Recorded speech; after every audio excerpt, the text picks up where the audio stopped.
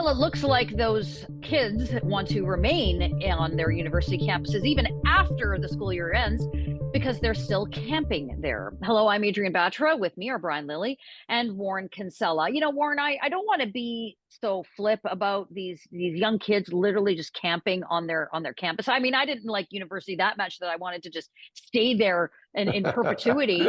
But apparently, this is where these protesters want to stay, and they want to be there, entrenched.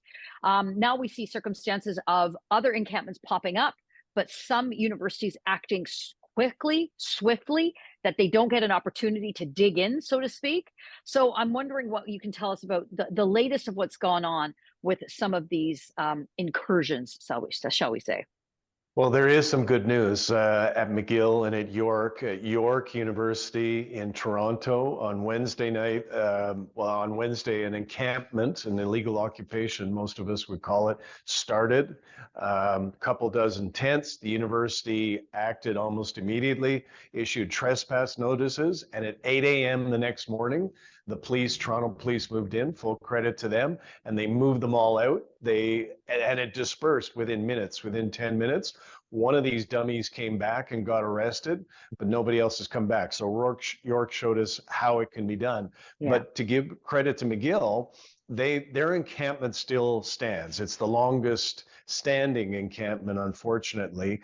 It's right at the main entrance to McGill. However, the kiddies there, and most of them are not even students, they're outsiders, occupied the McGill administration building on Wednesday. They destroyed furniture, they intimidated staff, they barricaded doors, they were hanging out signs, mocking the Holocaust and so on.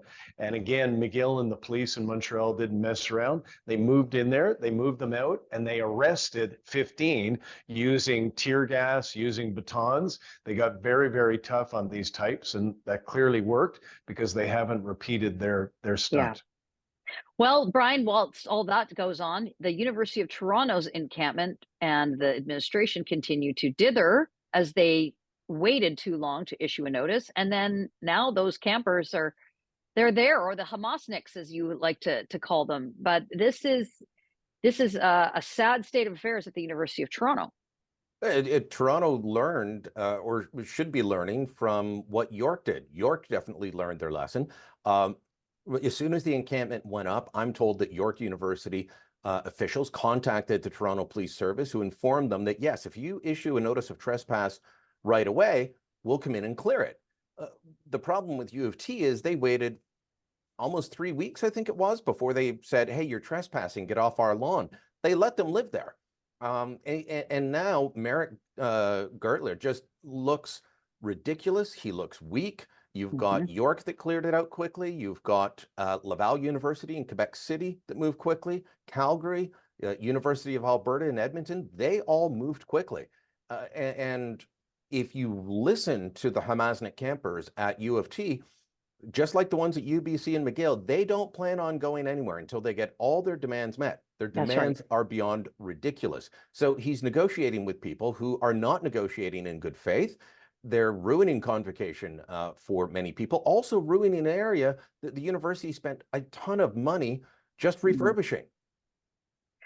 Warren, last word to you on this. As the summer rolls on, I don't anticipate that there's going to be any movement. I mean, I know that they're going for court injunctions. I know that they're trying to, as Brian says, negotiate with the unnegotiable.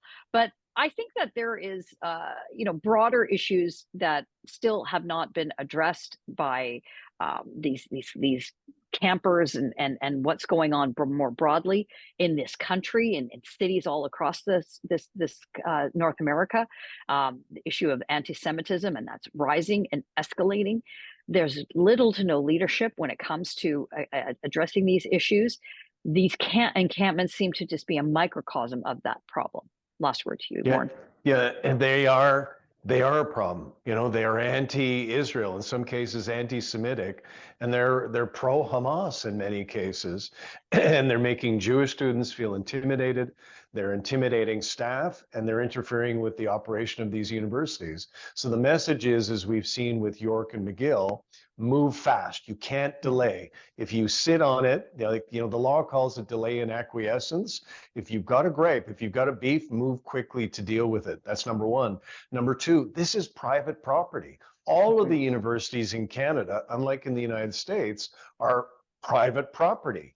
You have, if somebody trespasses on your private property, you have the legal right to have them removed, either using the criminal law or the civil law. So some universities have learned that well, as Brian just pointed out, and others have not. But the main point is, I think, as you say, this thing is going to continue, and we as a society need to deal with this because we've got a whole generation of young people who are drifting off towards extremism and in some cases support for terrorism, and that is a long-term problem for Canadian society. Well, let us know what you think in the comments below. Like this video and subscribe to our YouTube channel, and go to thetorontosun.com. You're going to find commentary and coverage there you will not find anywhere else.